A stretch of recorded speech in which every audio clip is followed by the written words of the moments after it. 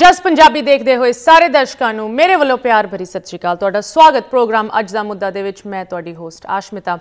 ਸਾਰਿਆਂ ਨੂੰ ਇੱਕ ਵਾਰੀ ਫਿਰ ਇਸ ਬਹੁਤ ਹੀ ਖਾਸ ਪ੍ਰੋਗਰਾਮ ਦੇ ਵਿੱਚ ਸਵਾਗਤ ਕਰਦੇ ਹਾਂ। ਇਸ ਪੂਰਾ ਹਫਤਾ ਅਸੀਂ ਉਹ ਦਿਨ ਯਾਦ ਕਰਦੇ ਹਾਂ ਜੋ ਸਾਡੀ ਕੌਮ ਲਈ ਇਤਿਹਾਸਿਕ ਸ਼ਹੀਦੀ ਦੇ ਦਿਨ ਹਨ। ਜਦੋਂ ਕੌਮ ਦੀ ਅਸੀਂ ਤਰੱਕੀ ਦੀ ਗੱਲ ਕਰਦੇ ਹਾਂ तो ਉਹਦੇ ਵਿੱਚ ਜਿਨ ਇਤਿਹਾਸਿਕ ਕੁਝ ਇਹੋ ਜਿਹੇ ਦਿਨਾਂ ਨੇ ਕੌਮ ਨੂੰ ਪਿੱਛੇ ਖਿੱਚਿਆ ਉਹਨਾਂ ਨੂੰ ਵੀ ਯਾਦ ਕਰਨਾ ਬਹੁਤ ਜ਼ਰੂਰੀ ਬਣ ਜਾਂਦਾ ਹੈ। ਅੱਜ ਜਦੋਂ ਅਸੀਂ ਪੰਥ ਦੀ ਗੱਲ ਕਰਦੇ ਹਾਂ, ਦੁਨੀਆ ਦੇ ਕੋਨੇ-ਕੋਨੇ ਦੇ ਵਿੱਚ ਸਿੱਖਾਂ ਨੇ ਪਹੁੰਚ ਕੇ ਤੇ ਤਰੱਕੀ ਪ੍ਰਾਪਤ ਕੀਤੀ ਹੈ, ਬਟ ਪੰਥ ਦੀ ਤਰੱਕੀ ਦੀ ਜਦੋਂ ਗੱਲ ਹੁੰਦੀ ਹੈ ਅਸੀਂ ਕਿੱਥੇ ਖੜੇ ਹਾਂ? ਪੰਥ ਦੇ ਪੋਲਿਟਿਕਸ ਨੇ ਕੀ कौम नूं तरक्की ते होर सफलता दिती है, या पॉलिटिक्स ने एक इहो जिहा रोल प्ले किया है कि पंथ नूं पिछे खिंचिया है? पिछे खिंचण वाले, लत खिंचण वाले तो बहुत हुंदे है, बट की पॉलिटिक्स भी इहदे विच गिने जांदे है? अज कुछ इहो जी ही गल तुहाडे नाल करन जा रहे हैं। बहुत ही स्पैशल प्रोग्राम लैके तुहाडे नाल हाज़र होया ते साडे गेस्ट भी बहुत मैं कहांगी खास जानकारी लैके साडे नाल अज जुड़े है। साडे नाल जुड़े हैं इंडिया तो साबका जथेदार साहब श्री अकाल तख्त साहब तो जथेदार रणजीत सिंह जी। सब तो पहले जथेदार साहब वाहिगुरू जी का खालसा वाहिगुरू जी की फतेह। तुहाडा प्रोग्राम दे विच बहुत बहुत स्वागत करते हैं जथेदार साहब। तुसीं साडे नाल टाइम कढ के इंडिया तो जुड़े।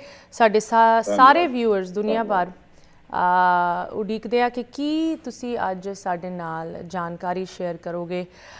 जथेदार साहब, ਅਸੀਂ ਪੰਥ ਦੀ ਪ੍ਰੋਗਰੈਸ ਦੀ ਗੱਲ ਕਰ ਰਹੇ ਹਾਂ, ਖਾਸ ਕਰਕੇ ਜਦੋਂ ਬਾਹਰਲੇ ਮੁਲਕਾਂ ਦੇ ਵਿੱਚ ਸਿੱਖਾਂ ਦੀ ਸਕਸੈਸ ਦੀ ਗੱਲ ਹੁੰਦੀ ਹੈ, ਵੱਖ-ਵੱਖ ਚੀਜ਼ਾਂ ਦੇ ਨਾਲ ਇਸ ਸਕਸੈਸ ਨੂੰ, ਇਸ ਸਫਲਤਾ ਨੂੰ ਅਸੀਂ ਨਾਪਦੇ ਹਾਂ, ਤੋਲਦੇ ਹਾਂ। ਕਿੰਨੇ ਵੱਡੇ ਕਾਰੋਬਾਰ ਅਸੀਂ ਬਣਾ ਲਏ, ਕਿੰਨੇ ਗੁਰਦੁਆਰੇ ਅਸੀਂ ਬਣਾ ਲਏ, ਕਿਸ ਤਰ੍ਹਾਂ ਸਿੱਖਾਂ ਦੀ ਪਹਿਚਾਣ ਅਸੀਂ ਬਾਹਰਲੇ ਮੁਲਕਾਂ ਦੇ ਪੋਲੀਟੀਕਲ ਸਿਸਟਮਸ ਦੇ ਵਿੱਚ ਜਮਾ ਰਹੇ ਹਾਂ।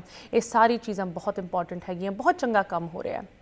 ਪਰ ਜਦੋਂ ਅਸੀਂ ਵਾਪਸ ਆਉਂਦੇ ਹਾਂ ਜੋ ਸਾਡੀ ਆਪਣੀ ਧਰਤੀ ਜਿੱਥੇ ਆਪਣੇ ਜੜ੍ਹਾਂ ਜੁੜੀਆਂ ਹੋਈਆਂ, ਜਦੋਂ ਉੱਥੇ ਦੀ ਗੱਲ ਆਉਂਦੀ ਹੈ, ਮੈਂ ਤੁਹਾਡੇ ਨਾਲ ਇਸ ਚੀਜ਼ ਨਾਲ ਸ਼ੁਰੂ ਕਰਨਾ ਚਾਹੁੰਦੀ ਹਾਂ ਕਿ ਸਿੱਖ ਸਮਾਜ ਜੋ ਸਿੱਖਾਂ ਦਾ ਪੋਲੀਟੀਕਲ ਗੜ੍ਹ ਹੈ, ਉਹਦੀ ਅੱਜ ਦੀ ਡੇਟ ਦੇ ਵਿੱਚ ਕੀ ਸਥਿਤੀ ਹੈ ਤੁਹਾਡੇ ਖਿਆਲ ਨਾਲ? ਬਹੁਤ ਪਹਿਲਾਂ ਇੱਕ ਅੰਗਰੇਜ਼ ਇਤਿਹਾਸਕਾਰ ਨੇ ਕਿਹਾ ਸੀ ਕਿ ਸ਼ੇਰਾਂ ਦੀ ਕੌਮ ਆ ਤੇ ਲੀਡਰੇ ਦੇ ਗਿੱਦੜ। ਉਹ ਆ ਸਾਰੀ ਸਮੱਸਿਆ ਦੀ ਜੜ ਜਿਹੜੀ ਆ ਉਹ ਸਾਡੀ ਲੀਡਰਸ਼ਿਪ ਆ, ਜਿਹੜੀ ਲੀਡਰਸ਼ਿਪ ਪੰਥ ਦੇ ਨਾਂ ਤੇ ਆਪਣੇ ਪਰਿਵਾਰ ਪਾਲ ਗਈ ਤੇ ਸਾਡੀ ਕੌਮ ਨੂੰ ਖੁਆਰ ਕਰ ਗਈ, ਸਾਡੀ ਕੌਮ ਦੀ ਬੇਇੱਜ਼ਤੀ ਕਰਵਾ ਗਈ। ਸਾਡੀ ਕੌਮ ਦੇ ਪੱਲੇ ਅੱਜ ਨਮੋਸ਼ੀ ਤੇ ਜਲਾਲਤ ਤੋਂ ਬਿਨਾਂ ਕੁਛ ਨਹੀਂ ਰਿਹਾ। ਸਾਡੀਆਂ ਵੱਡੀਆਂ ਵੱਡੀਆਂ ਇਤਿਹਾਸਕ ਸੰਸਥਾਵਾਂ ਤਬਾਹ ਹੋ ਗਈਆਂ। ਗੁਰੂ ਸਾਹਿਬ ਵੱਲੋਂ ਦਿੱਤੇ ਜਿਹੜੇ ਸਿਧਾਂਤ ਸਨ ਉਹ ਬੇਆਬਰੂ ਹੋਏ ਤੇ ਖਤਮ ਹੋਣ ਦੇ ਕਿਨਾਰੇ ਪਹੁੰਚੇ ਹੋਏ ਨੇ। ਅਸੀਂ ਇਹ ਸਾਰੇ ਕਾਸੇ ਲਈ ਜ਼ਿੰਮੇਵਾਰ ਸਾਡੀ ਇੱਕ ਪੋਲੀਟੀਕਲ ਲੀਡਰਸ਼ਿਪ ਆ, ਜਿਹੜੀ ਲੀਡਰਸ਼ਿਪ ਨੇ ਆਪਣੀ ਹੀ ਕੌਮ ਦੇ ਵਿੱਚ ਕੋਈ ਲੀਡਰ ਨਹੀਂ ਪੈਦਾ ਹੋਣ ਦਿੱਤੇ। ਜਿਹੜੇ ਪੈਦਾ ਹੋਏ ਉਹਨਾਂ ਦਾ ਗਲ ਘੁੱਟ ਕੇ ਮਾਰ ਦਿੱਤਾ ਤੇ ਆਪਣੇ ਪਰਿਵਾਰ ਨੂੰ ਅੱਗੇ ਲੈ ਆਂਦਾ, ਤੇ ਅੱਜ ਉਹ ਆਪ ਹੀ ਬਰਬਾਦ ਹੋਏ ਨੇ ਤੇ ਕੌਮ ਵੀ ਬਰਬਾਦੀ ਦੇ ਕਿਨਾਰੇ ਤੇ ਬੈਠੀ ਹੈ। ਜਥੇਦਾਰ ਸਾਹਿਬ, ਤੁਸੀਂ ਲੀਡਰਸ਼ਿਪ ਦੇ ਵਿੱਚ ਥੋੜ੍ਹਾ ਜਿਹਾ ਹੋਰ ਸਪੈਸੀਫਿਕਲੀ ਸਾਨੂੰ ਕੁਝ ਨਾਂ ਦੱਸ ਸਕਦੇ ਹੋ?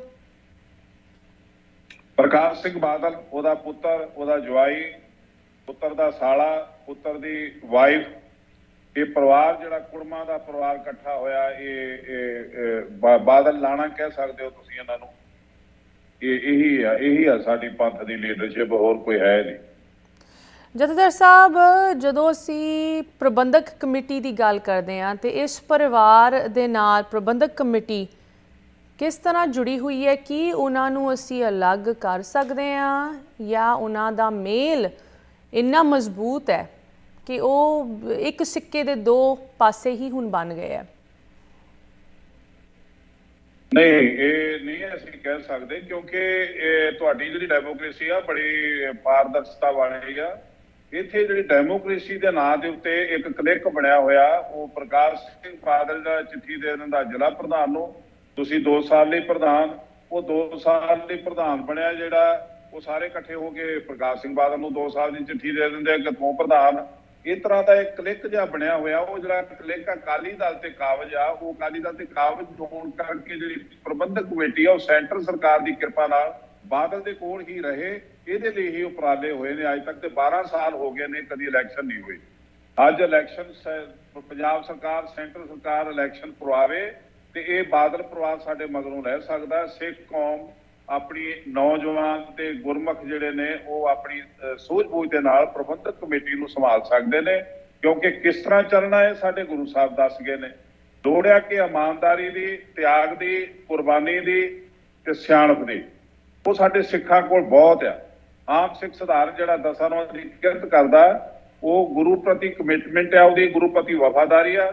ਪਰ ਜਿਹੜੀ ਸਾਡੀ ਲੀਡਰਸ਼ਿਪ ਆ, ਜਿਹੜਾ ਪ੍ਰਕਾਸ਼ ਸਿੰਘ ਬਾਦਲ ਤੇ ਉਹਦਾ ਪਰਿਵਾਰ ਜਿਹੜਾ ਕਬਜ਼ਾ ਕਰੀ ਬੈਠੇ ਆ, ਇਹਨਾਂ ਦੀ ਕਮਿਟਮੈਂਟ ਆਪਣੇ ਪਰਿਵਾਰ ਨਾਲ, ਧੰਦਿਆਂ ਨਾਲ, ਤੇ ਇਹ ਗੁਰੂ ਤੋਂ ਬੇਮੁਖ, ਕਰਤਾਰ ਤੋਂ ਬੇਮੁਖ ਨੇ। ਤੇ ਅਸਲ 'ਚ ਜਿਹੜਾ ਇਹਨਾਂ ਨੁਕਸਾਨ ਕੀਤਾ ਉਹ ਸਾਡੇ ਸਿਧਾਂਤ ਨੂੰ ਆਪਣੇ ਕਬਜ਼ੇ ਹੇਠ ਲੈ ਕੇ ਕੀਤਾ। ਇੱਕ ਪ੍ਰਬੰਧਕ ਕਮੇਟੀ ਆ ਉਹ ਬਣਾਈ ਆ ਸਰਕਾਰ ਨੇ, ਉਹਦਾ ਐਕਟ ਬਣਾਇਆ ਪਾਰਲੀਮੈਂਟ ਨੇ। ਇੱਕ ਸਾਡੇ ਸਿਧਾਂਤ ਨੇ ਉਹ ਸਾਨੂੰ ਸਾਡੇ ਗੁਰੂ ਸਾਹਿਬ ਨੇ ਦਿੱਤੇ ਨੇ। ਜਿਹੜੇ ਸਿਧਾਂਤ ਨੇ ਉਹਨਾਂ ਦਾ ਜਦੋਂ ਸਰਕਾਰੀਕਰਨ ਹੋ ਜਾਏ ਤਾਂ ਉਦੋਂ ਸਾਡੀ ਕੌਮ ਦੀ ਖੈਰ ਨਹੀਂ। ਇਹੀ ਅੱਜ ਸਾਨੂੰ ਜਿਹੜਾ ਨੁਕਸਾਨ ਲੱਗਦਾ ਇਹੀ ਵਜ੍ਹਾ ਕਰਕੇ ਹੋਇਆ। ਜਥੇਦਾਰ ਸਾਹਿਬ, ਕਮੇਟੀ ਸਾਨੂੰ ਮਿਲ ਸਕਦੀ ਆ, ਸੈਂਟਰ ਸਰਕਾਰ ਇਹਦੇ ਇਲੈਕਸ਼ਨ ਕਰਾਵੇ ਤੇ 5 ਸਾਲ ਬਾਅਦ ਹੋਣੇ ਚਾਹੀਦੇ ਨੇ, ਜਿਹੜੇ ਕਿ ਕਦੀ 18 ਸਾਲ ਬਾਅਦ ਹੋਏ, ਅੱਜ 12 ਸਾਲ ਹੋ ਚੁੱਕੇ ਨੇ। ਇਹ ਵੀ ਨਜਾਇਜ਼ ਕਬਜ਼ਾ ਜੀ, ਇਹ ਵੀ ਨਜਾਇਜ਼ ਕਬਜ਼ਾ, ਕਿਉਂਕਿ ਜਿਹੜਾ ਹਾਊਸ ਬਣ ਚੁੱਕਾ, ਬਣਿਆ ਹੋਇਆ, ਇਸ ਹਾਊਸ ਨੂੰ 12 ਸਾਲ ਪਹਿਲਾਂ ਚੁਣਿਆ ਸੀ ਪ੍ਰਬੰਧਕ ਕਮੇਟੀ ਨੂੰ ਸਿੱਖਾਂ ਨੇ। ਹਾਈ ਕੋਰਟ ਨੇ ਇਸ ਹਾਊਸ ਨੂੰ ਰੱਦ ਕਰ ਦਿੱਤਾ, ਇਲੈਕਸ਼ਨ ਰੱਦ ਕਰ ਦਿੱਤੀ। ਸੁਪਰੀਮ ਕੋਰਟ ਨੇ ਉਹਦੀ ਸਟੇ ਨਹੀਂ ਦਿੱਤੀ। ਪ੍ਰਕਾਸ਼ ਸਿੰਘ ਬਾਦਲ ਨੇ ਆਪਣੀ ਗੱਠਜੋੜ ਵਾਲੀ ਸਰਕਾਰ ਨੂੰ, ਭਾਜਪਾ ਨੂੰ ਪ੍ਰੇਰ ਕੇ ਤੇ ਹੋਮ ਮਿਨਿਸਟਰੀ ਤੋਂ ਚਿੱਠੀ ਲੈ ਕੇ ਆਪਣਾ ਹਾਊਸ ਬਣਵਾ ਲਿਆ।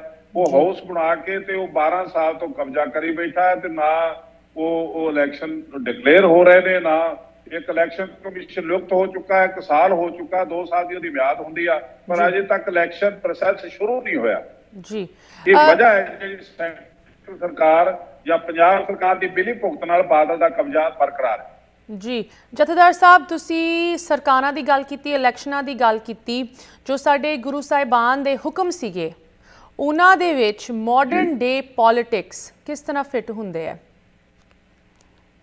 ਇਹ ਸਿਆਸਤ ਇਹਨੂੰ ਕਹਿ ਲਓ ਤੁਸੀਂ ਕਿ ਜਿਹੜੇ ਦਿਨ ਜਿਹੜੇ ਅੱਜ ਗੁਜ਼ਰੇ ਨੇ ਉਹਦੇ ਵਿੱਚ ਆਪਣੀ ਖੁਸ਼ੀ ਜ਼ਮੀਨ ਨੂੰ ਹਾਸਲ ਕਰਨ ਲਈ ਤਰਲੋ ਮੱਛੀ ਹੋਇਆ ਜਿਹੜਾ ਪਰਿਵਾਰ, ਵੀ ਕਿਸੇ ਵੀ ਤਰੀਕੇ ਪ੍ਰਬੰਧਕ ਕਮੇਟੀ ਸਾਡੇ ਹੱਥੋਂ ਨਾ ਜਾਵੇ, ਉਹਦੇ ਲਈ ਜਥੇਦਾਰ ਕਾਲ ਤੱਕ ਆਉਣ ਵਾਲੇ ਆਪਣੇ ਕਰਮਚਾਰੀ ਦੀ ਰਾਹੀਂ ਇੱਕ ਡਰਾਵੇ ਨੇ ਸਰਕਾਰਾਂ ਨੂੰ ਕਿ ਤੁਸੀਂ ਕਿਸੇ ਵੀ ਤਰੀਕੇ ਇਹ ਕਮੇਟੀ ਸਾਡੇ ਹੱਥੋਂ ਖੋਹਣ ਦੀ ਕੋਸ਼ਿਸ਼ ਨਾ ਕਰਿਓ, ਇਲੈਕਸ਼ਨ ਨਾ ਕਰਵਾਇਓ, ਨਹੀਂ ਤੇ ਇੱਥੇ ਅੱਗ ਲੱਗ ਸਕਦੀ ਆ, ਨਹੀਂ ਤੇ ਅਸੀਂ ਹੋਰ ਕੋਈ ਤਿਆਰੀ ਕਰ ਸਕਦੇ ਹਾਂ। ਇਹ ਜਿਹੜਾ ਹਰਪ੍ਰੀਤ ਸਿੰਘ ਨੇ ਜਿਹੜਾ ਕਿਹਾ ਕਿ ਹਥਿਆਰ ਰੱਖੋ, ਆਧੁਨਿਕ ਹਥਿਆਰ ਰੱਖੋ, ਜਿਨ੍ਹਾਂ ਦਾ ਲਾਇਸੈਂਸ ਲਓ। ਹਥਿਆਰ ਰੱਖਣ ਵਾਲੀ ਗੱਲ ਜਿਹੜੀ ਇਹ ਸਿਆਸੀ ਆ, ਜਿਹੜੀ ਉਹਨੇ ਕਹੀ ਕਿ ਲਾਇਸੈਂਸ ਲਓ, ਇਹ ਉਹਦੇ ਡਰ ਦੇ ਵਿੱਚੋਂ ਨਿਕਲੀ, ਉਹਨੇ ਆਪਣੇ ਆਪ ਨੂੰ ਬਚਾਇਆ। ਵਰਨਾ ਸਾਡਾ ਜਿਹੜਾ ਇਹ ਦਿਨ ਸੀਗਾ, ਜਿਸ ਦਿਨ ਤੇ ਉਹਨੇ ਇਹ ਮੈਸੇਜ ਦਿੱਤਾ, ਉਸ ਦਿਨ ਤੇ ਆਪਣੇ ਆਪ ਗੁਰੂ ਹਰਗੋਬਿੰਦ ਪਾਤਸ਼ਾਹ ਦੀ ਯਾਦ ਆਉਂਦੀ ਆ, ਜਦੋਂ ਜਹਾਂਗੀਰ ਪਾਤਸ਼ਾਹ ਦਾ ਹੁਕਮ ਸੀ ਕਿ ਕੋਈ ਵੀ ਤਲਵਾਰ ਨਹੀਂ ਪਹਿਨੂਗਾ, ਕੋਈ ਵੀ ਘੋੜਸਵਾਰੀ ਨਹੀਂ ਕਰੂਗਾ, ਕੋਈ ਦਸਤਾਰ ਨਹੀਂ ਸਜਾਊਗਾ, ਕੋਈ ਕਲਗੀ ਨਹੀਂ ਸਜਾਊਗਾ। ਤੋ ਗੁਰੂ ਹਰਗੋਬਿੰਦ ਪਾਤਸ਼ਾਹ ਨੇ ਉਸ ਚੈਲੰਜ ਨੂੰ ਕਬੂਲ ਕੀਤਾ ਸੀ, ਨਾ ਕਿ ਉਹਨਾਂ ਤੋਂ ਲਾਇਸੈਂਸ ਮੰਗੇ ਸੀ ਹਥਿਆਰਾਂ ਦੇ ਜਾਂ ਘੋੜਿਆਂ ਦੇ ਜਾਂ ਪੱਗ ਪਾਉਣ ਦੇ।